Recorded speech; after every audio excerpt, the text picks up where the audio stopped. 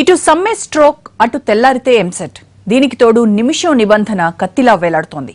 ఇలాంటి పరిస్థితుల్లో ఏం చేయాలో దిక్కుతోచని స్థితిలో పడ్డారు ఎంసెట్ విద్యార్థులు. సమ్మె సమస్యలున్నా నిమిషం నిబంధన విషయంలో రాజీ లేదని ప్రభుత్వం తేల్చి చెప్తోంది. చివరి నిమిషంలో హైరాణ పడకుండా విద్యార్థులు సెంటర్లకు ఎలా చేరుకోవాలి, ప్రభుత్వ ప్రత్యామ్నాయాలు ఎంతవరకు గట్టెక్కిస్తాయి, విద్యార్థులు ఎలా టైం సెట్ చేసుకోవాలనే అంశాలపై ఇవాల్టి స్పెషల్ డ్రైవ్.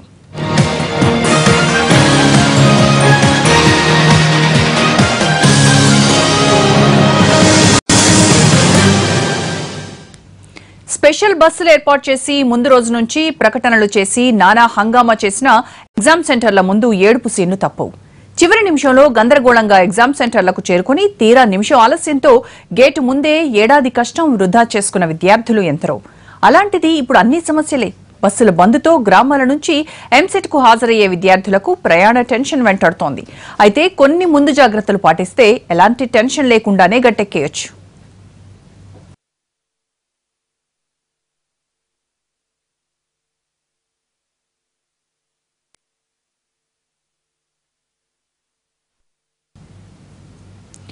ప్రత్యామ్నాయ చర్యలు ఎన్ని తీసుకున్నా బంద్ ప్రభావాన్ని అధిగమించడం కష్టమేనని స్వయంగా మంత్రులే చెప్తున్నారు.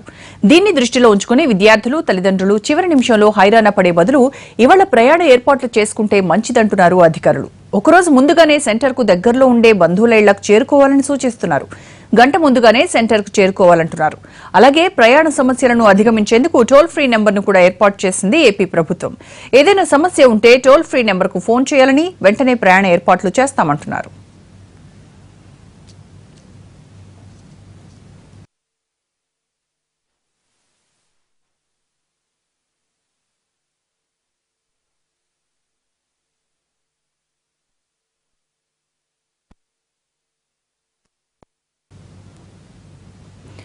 ఎంసెట్, డిఎస్సి రాసే అభ్యర్థులకు ఎలాంటి అసౌకర్యం కలగకుండా అన్ని ముందు జాగ్రత్తలు తీసుకున్నామని చెబుతోంది ఏపీ ప్రభుత్వం.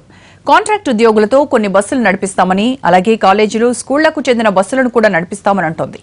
ఎంసెట్ వాయిదా వేయాలనే డిమాండ్ ఇప్పుడు సమంజసం కాదని క్లారిటీ ఇచ్చింది. అయితే ప్రత్యామ్నాయ చర్యలు ఎన్ని తీసుకున్నా బంద్ నేపథ్యంలో కొద్దిమేర అసౌకర్యం ఉండొచ్చని విద్యార్థులు ముందుగానే ఎగ్జామ్ సెంటర్లకు చేరుకోవాలంటున్న మంత్రి గంటాతో మా ప్రతినిధి దినకర్ ఫేస్ టు ఫేస్. మరి కాసేపట్లో ఎంసెట్ ఎగ్జామ్ జరగబోతుంది. దీనికి సంబంధించి ప్రభుత్వం ఏర్పాట్లలో బిజీగా ఉంది. దీనికి సంబంధించి మనతో మాట్లాడడానికి ఏపీ మంత్రి గంటా శ్రీనివాసరావు సిద్ధంగా ఉన్నారు. సార్, ఎంసెట్ల ఏర్పాట్లకు సంబంధించి ప్రభుత్వం ఇప్పటివరకు ఎలాంటి చర్యలు చేపట్టింది? దీనికి సంబంధించి మీరు విద్యార్థులకు ఏం చెప్పబోతున్నారు స్పష్టంగా? రేపు జరిగే ఎంసెట్ కానివ్వండి, అలాగే ఎల్లుండి జరుగుతున్న డిఎస్సి కానివ్వండి, మీ అందరూ కూడా తెలుసు చాలా కీలకమైన ఎగ్జామ్స్. రేపు దాదాపు 2.5 lakhs ఎగ్జామ్స్లో పార్టిసిపేట్ చేస్తున్నారు ఎంసెట్లో. అలాగే డిఎస్సిలో కూడా చూస్తే దాదాపు 4.5 lakhs దాకా అందులో పార్టిసిపేట్ చేస్తూ ఉన్నారు. రెండింటిలో కలిపి తీసుకుంటే అటు స్టూడెంట్స్ కానీ అటు నిరుద్యోగులు కానీ దాదాపు 7 లక్షల మంది పిల్లలు దీంట్లో పార్టిసిపేట్ చేస్తూ ఉన్నారు. ఈ డ్రాప్లో ఏదైతే ఒక ముఖ్యమైన మనకి ట్రాన్స్పోర్ట్ వింగ్ ఆర్టీసీ ఉందో వాళ్ళు బంద్ ఇచ్చిన నేపథ్యంలో దానికి సంబంధించిన ప్రత్యామ్నాయ ఏర్పాటుకు సంబంధించి ఇప్పటికే ముఖ్యమంత్రి గారి స్థాయి నుంచి సీఎస్తో పాటు అలాగే ట్రాన్స్పోర్ట్ మినిస్టర్తో పాటు అందరూ కూడా దీంట్లో ఇన్వాల్వ్ అయ్యి ఎప్పటికప్పుడు కూడా ఆల్టర్నేటివ్ అరేంజ్మెంట్ చేస్తూ ఉన్నారు. ఒక పక్క ఆర్టీసీలో ఉన్న కాంట్రాక్ట్ బస్సెస్, అలాగే జిల్లాల్లో ఉన్న డీటీసీలతోటి 13 జిల్లాల కలెక్టర్స్ కూడా కోఆర్డినేట్ చేసుకొని మొత్తం ఈ కాలేజెస్ కానీ, కాన్వెంట్స్ కానీ, స్కూల్స్ కానీ ఉన్న ప్రైవేట్ బస్సెస్ అన్నీ కూడా టేక్ ఓవర్ చేసుకొని అవన్నీ కూడా రేపు ఎల్లుండి అలాగే ఎంసెట్, డిఎస్సికి సంబంధించిన ఎవరైతే అటెండ్ అవుతున్నారో వాళ్ళకి డిప్లాయ్ చేయమని చెప్పి కూడా చెప్పడం జరిగింది. ఇప్పటికే జిల్లా కలెక్టర్ల దగ్గర, ఆర్టీసీ ఎండీ గారి దగ్గర కూడా మొత్తం ఎంతమంది ఎగ్జామ్ రాస్తూ ఉన్నారు, ఏ సెంటర్లో రాస్తూ ఉన్నారు, వాళ్ళు ఏ మండలం నుంచి ఎంతమంది బయలుదేరుతా ఉన్నారు, ఇవన్నీ కూడా డేటా ఇవ్వడం జరిగింది. దాని ప్రకారం ప్లాన్ చేసుకొని అవైలబుల్ వెహికల్స్ అంతా మొత్తం స్టూడెంట్స్ అంతా దాన్ని మొత్తం వర్కౌట్ చేసుకుని దాని ప్రకారం బస్సులు డిప్లాయ్ చేస్తూ ఉన్నారు. దీంతోపాటు మేము పేరెంట్స్కి, స్టూడెంట్స్ కూడా అప్పీల్ చేస్తూ ఉన్నాం. ఈ బంద్ నేపథ్యంలో కొంత అసౌకర్యం ఖచ్చితంగా జరుగుతుంది. మ్యాక్సిమం ప్రభుత్వం అన్ని రకాల ప్రికాషన్స్ తీసుకుంటా ఉంది. అయినప్పుడు కూడా కొంత అసౌకర్యం కలుగుతుంది. కాబట్టి మీరు ఎటువంటి నష్టం జరగకుండా వీలైనంత వరకు ముందుగా మీరు సెంటర్స్కి చేరుకుంటే బాగుంటుందని కూడా మేము వాళ్ళని అప్పీల్ చేస్తా ఉన్నాం. అదేవిధంగా ఆర్టీసీ యూనియన్స్ వాళ్ళకు కూడా ఈ పిల్లల భవిష్యత్తు సంబంధించిన ఎగ్జామ్స్ కాబట్టి దయచేసి అర్థం చేసుకుని మీరు కూడా సహకరించండి. పిల్లల ఎగ్జామినేషన్కి ఎటువంటి ఇబ్బంది లేకుండా మీరు సహకరిస్తే బాగుంటుందని కూడా వాళ్ళు కూడా మళ్ళీ మరోసారి అప్పీల్ చేస్తాం. ఎగ్జామ్ వాయిదా వేయమని చెప్పి కూడా కొద్దిమంది తల్లిదండ్రులు పెద్ద ఎత్తున డిమాండ్ కూడా చేయడం జరుగుతుంది. ప్రభుత్వంకి ఏం ప్రాబ్లం ఒకవేళ వాయిదా వేయడానికి? ఎగ్జామినేషన్ కొంతమంది సజెస్ట్ చేసిన మాట వాస్తవం. అయితే అన్నీ కూడా దాన్ని పరిశీలించాం. ఈ టైంలో మన ఎగ్జామినేషన్ వాయిదా వేయడం అనేది అడ్వైజబుల్ కాదు. ఎందుకంటే ఇప్పటికే మొత్తం అంతా కూడా హాల్ టికెట్స్ ఇచ్చి ఎగ్జామినేషన్ ప్రిపేర్ అయిపోయి పేపర్లు కూడా సెంటర్స్కి చేరిపోయి ఉన్న నేపథ్యంలో ఎగ్జామినేషన్ వాయిదా వేయడం కూడా కాదు.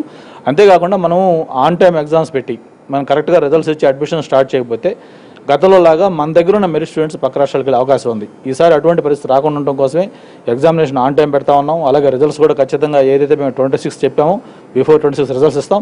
అలాగే అడ్మిషన్స్ కూడా వెంటనే స్టార్ట్ చేస్తాం. మన మెరిట్ స్టూడెంట్స్ ఖచ్చితంగా మన రాష్ట్రంలో మొత్తం చదువుకోవడానికి అన్ని ఫెసిలిటీస్ కూడా ఏర్పాటు చేస్తాం. టైం ఎగ్జామ్స్ ఇవ్వమని కొద్దిమంది విద్యార్థులు కూడా కోరుతున్నారు. అంటే గ్రామీణ ప్రాంతాల నుంచి చేరుకోవడానికి ఇబ్బంది అవుతున్న నేపథ్యంలో దీన్ని ఏమన్నా కన్సిడర్ చేస్తారా? యాక్చువల్గా అది కూడా కొంతమంది సజెస్ట్ చేశారు, కానీ అది ప్రాక్టికల్గా అది కరెక్ట్ కూడా కాదు. ఎందుకంటే ఎంసెట్ ఎగ్జామ్ అనేది దాని సీరియస్నెస్ దాని ప్రకారం ఖచ్చితంగా ఏదైతే షెడ్యూల్ ప్రకారం పెట్టామో ఆ షెడ్యూల్ ప్రకారం ఆన్ టైం ఖచ్చితంగా పిల్లలు చేరుకోవాల్సిందే.